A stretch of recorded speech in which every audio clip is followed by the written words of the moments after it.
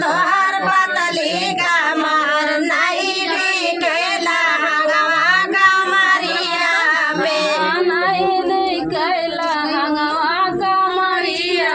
में नहीं बिकेला हंगवा कमरिया में नहीं बिकेला हंगवा कमरिया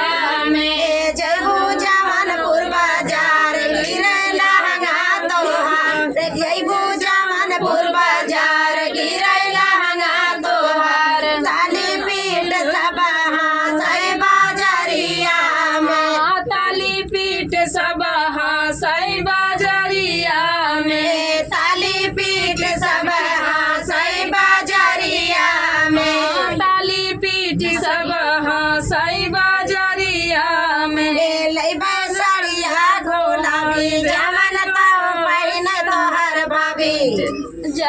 लैबा साड़िया गुलाबी जवन पहिन तोहर भाभी नाभी तोप चलू जवनपुर बाजारिया में नाभी तोड़ी चलू